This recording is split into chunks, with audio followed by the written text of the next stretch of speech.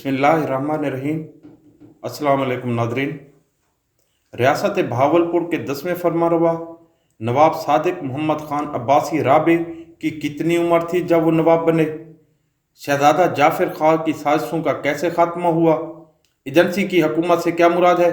और एजेंसी की पहली हुकूमत ने कितना अरसा निज़ाम ममलिकत चलाया? नवाब को सुबह सादिक के लक़ब से क्यों याद किया जाता है? ख्वाजा गुलाम फरीद रहमतुल्लाह अलैह ने नवाब के बारे में क्या कहा था? ये हैं आज के मौजू। मैं हूँ तारीख का अदना सा तालिब इल्म अब्दुल गफूर रहमानी। आप देख रहे हैं YouTube channel history with Rahmani.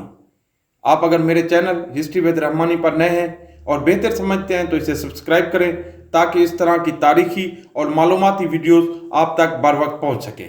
Nadreen, रियासत बहावलपुर के 9वें फरमारवा नवाब मोहम्मद बहावल खान राबे की 25 मार्च 1866 को अचानक वफात के बाद उनके बेटे नवाब सादिक मोहम्मद खान अब्बासी राबे की दस्तारबंदी की गई और उन्हें रियासत बहावलपुर का 10वां फरमारवा बनाया गया।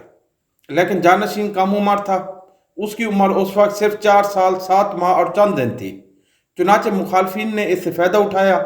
जैसे ही मरहूम अमीर की मैयत डेरावर पहुंची, हकीम सादुल्ला और दूसरों ने अमीर मोहम्मद बहावल खान सालिस के भाई शहजादा मोहम्मद जाफर खान को जेल से रिहा कराया और इसकी ताजपोशी कर दी। अमीर के ताबूत के साथ जिस कदर मुअज़्ज़िज़ीन थे उनको गिरफ्तार कर लिया गया। उन्होंने रजा खान को वज़ीर आज़म मुकर्रर कर दिया। 9 दिन तक यही सूरत हाल कायम रही। आखिर नवाब की वफादार फौज ने वक्ती तौर पर सूरत हाल पर काबू पा लिया। रियासत बहावलपुर के नेटिव पॉलिटिकल एजेंट सैयद मुराद शाह गर्देजी ने इस तमाम सूरत हाल के मुतालिक हुकूमत पंजाब को मुतले किया। अंग्रेज़ हुकूमत ने कम से नवाब की मसनद नशीनी की मंजूरी दे दी, लेकिन इसके बावजूद मुखालफिन ने इक़्तिदार पर कब्जे के लिए अपनी कोशिशें जारी रखी। इस संगीन सूरत हाल में दरबार बहावलपुर की तरफ से 2 नुमाइंदों को बरतानवी हुकूमत की तरफ से मदद के हसूल के लिए लाहौर रवाना किया गया। चुनाचे हुकूमत पंजाब की तरफ से कमिश्नर मुल्तान मिस्टर फोर्ड सूरत हाल को संभालने के लिए 1 जून 1866 को बहावलपुर पहुंचा। बागी सरदार जाफर खान को कैद करके लाहौर रवाना किया गया, लेकिन इसी दौरान शार पसंदों ने इमाम बख्श खान मारूफानी की सरकर्दगी में जाफर खान को रास्ते से वापस लाकर तख्त नशी करने की एक और कोशिश की। 22 जून 1866 को उनके साथ तोपखाने की एक पलटन भी शामिल हो गई। उन्होंने शाही महल को मुहासरे में ले लिया और बाद सरकर्दा अफराद को गिरफ्तार करके शाही मोहर हासिल करने के लिए दबाव डाला। इस नाजुक सूरत हाल को मिस्टर फोर्ड ने कंट्रोल किया, लेकिन अंग्रेजी हुकूमत अपनी उस दौर की मुरव्वजा पॉलिसी के मुताबिक रियासत के अंदरूनी मामलात में बराह रास्त मुदाखलत से इज्तनाब कर रही थी, जबकि शरपसंदों की तरफ से अमन आमा के खतरे के साथ साथ खुद कम से नवाब की जान और गद्दी को बदस्तूर खतरा था। चुनाचे नवाब की वालदा ने अराकीन सल्तनत और नेटिव एजेंट सैयद मुराद शाह से मशवरा के बाद अंग्रेजी हुकूमत से बराह रास्त मुदाखलत की दरख्वास्त की। इसके जवाब में 14 अगस्त 1866 को गवर्नर पंजाब ने एक खरीता रवाना किया, जिसकी रूह से कम से नवाब की बलूगत तक यानी 1866 से 1879 तक रियासत के इंतजाम और इंसराम के लिए पॉलिटिकल एजेंट और सुपरिटेंडेंट का तकर्रुर अमल में लाया गया। इसके साथ साथ तमाम लोगों की हक रसी की यकीन दहानी कराई गई और मुलाजमीन और मुतवस्सिलीन को फर्मा बरदार रहने की शर्त पर मुलाजमत पर बहाल रखने का वादा किया गया। इस हुकूमत को एजेंसी की हुकूमत या दौरे मुदाखलत का नाम दिया जाता है। मिस्टर फोर्ड को पॉलिटिकल एजेंट और सुपरिटेंडेंट और कैप्टन चार्ल्स चैली मिंचन को असिस्टेंट पॉलिटिकल एजेंट और असिस्टेंट सुपरिटेंडेंट मुकर्रर किया गया। ये दौर इस लिहाज से खुशाइन था कि तमाम बगावतों और साजिशों का खात्मा हुआ। शख्सी निज़ाम हुकूमत की खामियों को दूर करने की कोशिश की गई। अंग्रेजी निज़ाम हुकूमत की तर्ज पर रियासत में तमाम इंतज़ामी शोबों की तश्कील नौ हुई। इसके साथ साथ साबका दौर के निज़ाम हुकूमत की अच्छी बाकियात और मकामी व इस्लामी रवायात को मुमकिन हद तक बरकरार रखने की कोशिश की गई। नवाब मोहम्मद सादिक खान राबे को जदीद ममलकत के तकाज़ों से हाँ मांग करने के लिए अंग्रेजी तालीम से रोशनास कराया गया। इसके साथ साथ इन्हें इंतज़ामी उमूर की तरबियत भी दी गई। एजेंसी की हुकूमत ने अपनी जिम्मेदारियों से सबकदोश होने से पेशतर 1877 में 6 हिंदुस्तानी व मकामी अराकीन पर मुश्तमिल एक इंतज़ामी कौंसल तश्कील दी।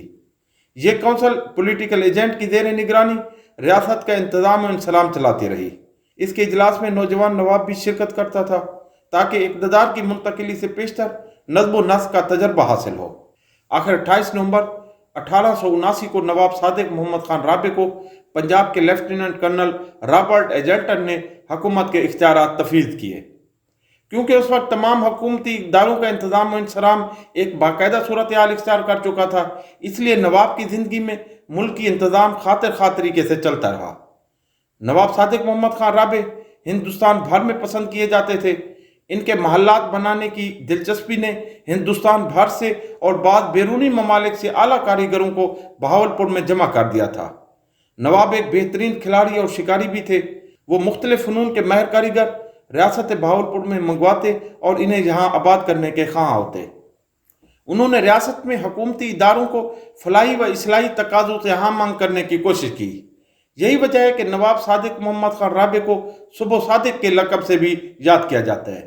صبح صادق یعنی ریاست میں تعمیر و ترقی کی نئی صبح کا آغاز، یہ لقب ان پر پورا اترتا ہے۔ ریاست بہاولپور میں بے شمار ترقیاتی منصوبوں کا آغاز اسی نواب نے کیا۔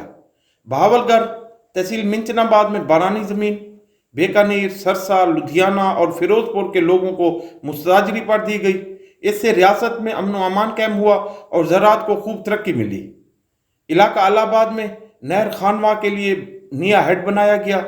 صادق گھر پیلیس کی عمارت ان کے عہد کا شہکار ہے۔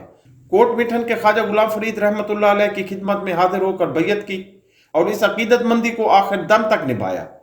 خواجہ غلام فرید نے نواب کے بارے میں فرمایا، صبح صادق جوانیاں ماریں۔